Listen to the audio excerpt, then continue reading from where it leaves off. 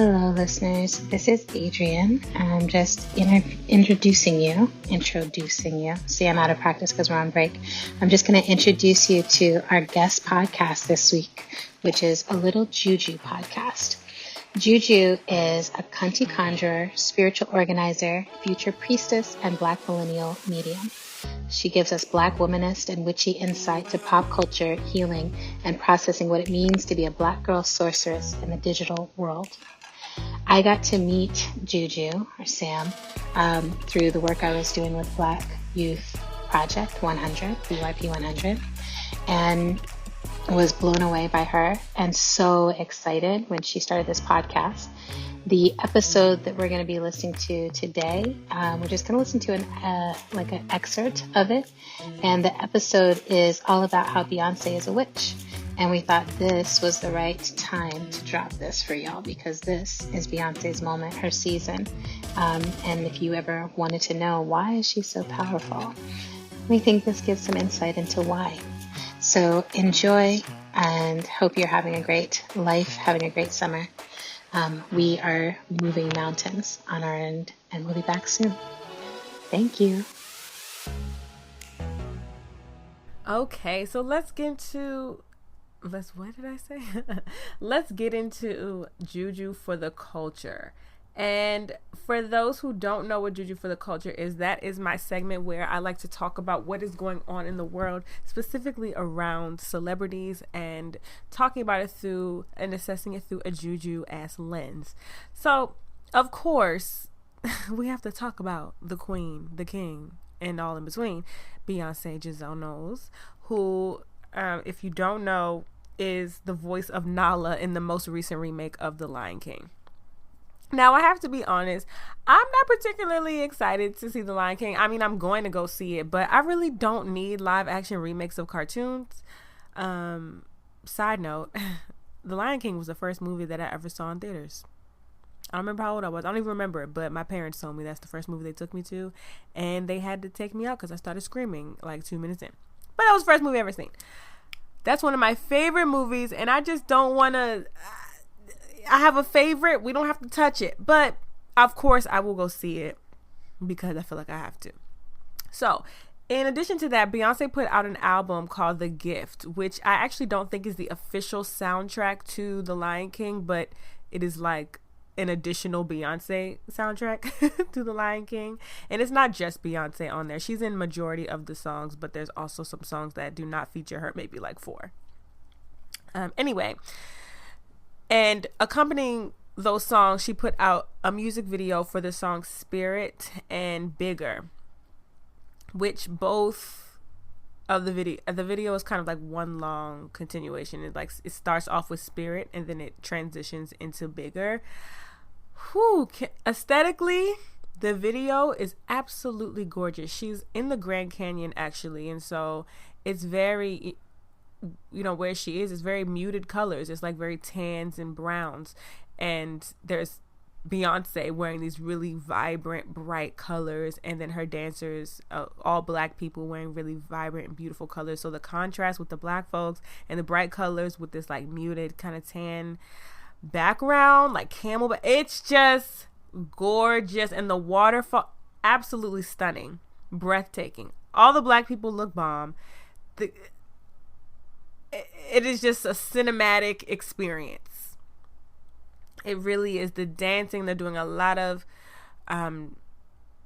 West African movement, but the songs feel very kind of like rooted in like Black gospel music. Like it feels very, and I think the way that it kind of speaks to your soul and the ways that you like take it in artistically feel like very gospel, with the harmonies and the choir. There's no choir that you see in it, but like you hear the choir in the background. So like seeing the traditional African dancing with gospel music is actually really powerful. I don't hear a lot of people talking about that, but it sort of kind of bridges the gap to that our gospel music is still very African. Even though there seems to be like some type of weird disconnect from like the things that like African American folks do and Africanness. And so I liked that merging of those two in the Spirit and Bigger video. So the main juju stuff, though, there's a lot of conversation around the outfits that Beyonce was wearing. And, anytime Beyonce does anything, everyone is like, Orishas, Orishas, Orishas. This is about the Orishas. She is channeling the Orishas, blah, blah, blah, blah. Now, she did have on one of the face, I think it's called an Ade, but I'm not quite sure. But it's like one of those masks that kind of cover half of your face and they dangle down. And people wear that when they are dressing as Orishas in the tradition, in the Yoruba tradition. I actually think it might be more of a Lukumi practice, but I'm not sure. So she is wearing a cowrie show, one of those particular masks that does resemble what folks is wearing in the tradition.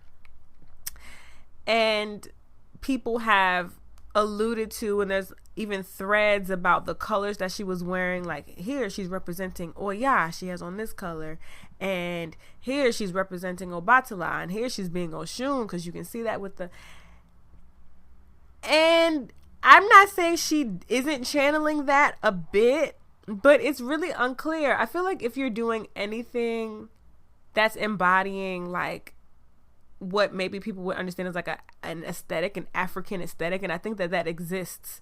Like there's an aesthetic that people associate with looking African, and we understand that African is a whole bunch of countries and not just one thing, but there is a very real, there's an aesthetic. And so if you're channeling a quote unquote African aesthetic, then I think it's going to mirror what folks are wearing in religious practices and religious spaces, because that is also African, So having cowries could allude to an Orisha, could allude to Oshun, but it could also just allude to like a quote unquote African aesthetic. And those things aren't separate. But there's just been a lot of information and just talk about all the things that Beyonce was doing with this video and all the symbolism within the video. Like she's standing by a tree of life, and people were saying that that's her representing Yemaya, because Yemaya is the mother of all the Orishas. And then there was like, there was people sitting at her feet as the Orishas sit at the feet of Yemaya. I was like, okay, this might be getting a little deep. Though I do think that Beyonce is a practitioner of the Orisha tradition. I do think that. But I don't know if it's all of that in the video, but I do think she is a practitioner, and I do think that was taken into account when she was putting these particular outfits on and doing this stuff. I came across a thread that was breaking down all the Orishas that Beyonce was portraying in the Spirit Bigger video. And I will say that most of that information was not correct. And I'm not even going to say it, nor am I going to put a link to it in the show notes. But if you saw it, you might know what I'm talking about, because I was very confused around what was being named in that thread. Like, and here she's wearing red, which is the color of Oya. And I was like, I don't know. I mean, I ain't never heard of Oya's color being red, but as far as I knew, it was either like 9 different colors or purple. Pero like maybe I don't know everything.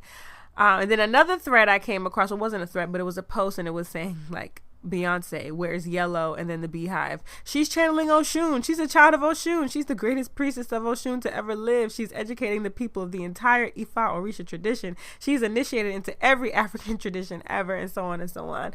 And I think that people do get really excited when we see Beyonce engaging in this blackness in this way, and potentially an ATR in this way, because a lot of times she is with her looks and her aesthetics, it is pointing to something that reminds us of Orisha, that reminds us of Yoruba tradition, that reminds us of that just reminds us of what folks are wearing and looking like in those traditions. So I get it, but we have to be very careful around just assuming and putting all these things on, not putting them on Beyonce, but not for protection of Beyonce, but more so for protection of our traditions, making sure that we're spreading information that is correct. So we can't say that Beyonce is a priest of anything, or a priest of Oshun, or a priest of this or that. We do know that she is, we don't know, but we can figure that she knows who these orishas are, because actually in one of her songs, and I think the song was what song was it? This song was on the Gift, which is the Lion King, Beyoncé Lion King soundtrack. Oh, hold on, I gotta look this up. The song Mood Forever, she makes a mention of Oshun. And of course, you know, the girls went crazy. And I quote, "I am Beyonce Giselle Knowles Carter." Yes, you are, sis. "I am the Nala, sister of Naruba, Oshun, Queen Sheba. I am the mother. Ankh on my gold chain, ice on my whole chain.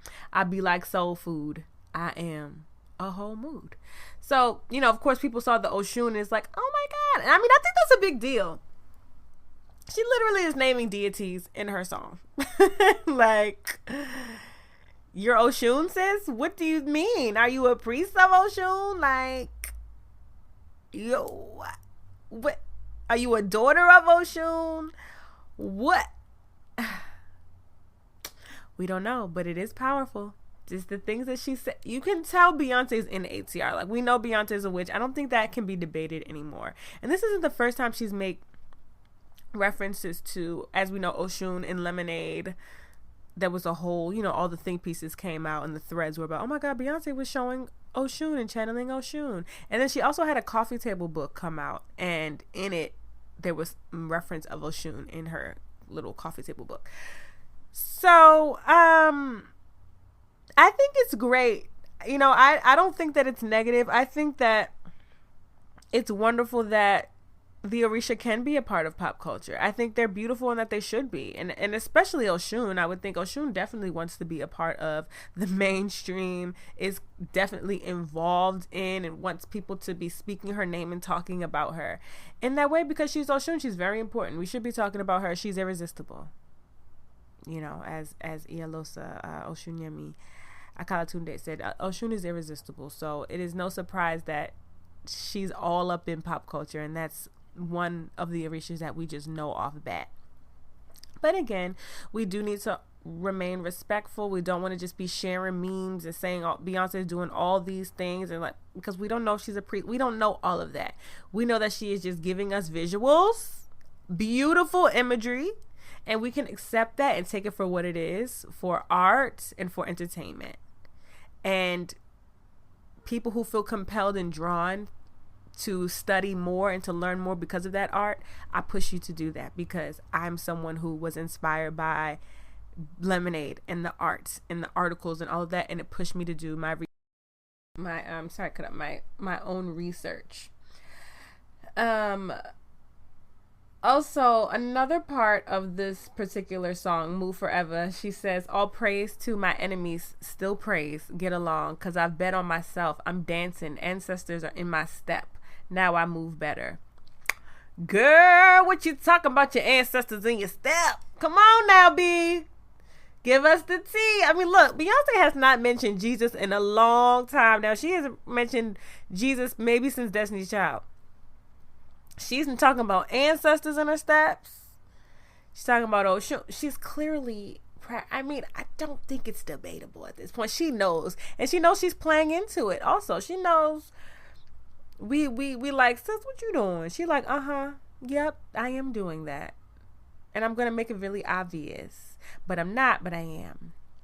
And if you're in the tradition, you definitely can see what she's alluding to. But again, we don't know how far it is, if she's initiated, she's doing all of this with Ogun, and I was looking at some threads, I was like, now this feels like a reach.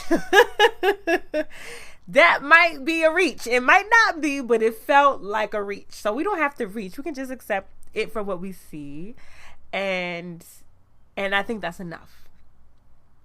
I also want to say shout out to my homegirl Drea, because she was saying that she really wants to stand the Move Forever song, but she says that she's when she says, "I am Nala's sister of Naruba." Who is Naruba? Did she mean Yoruba? Or is Naruba the name of Nala's sister?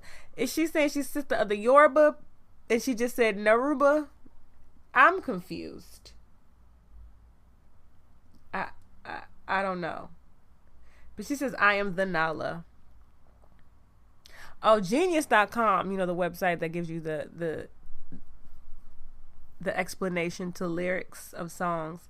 Nala means, in Swahili, means the gift.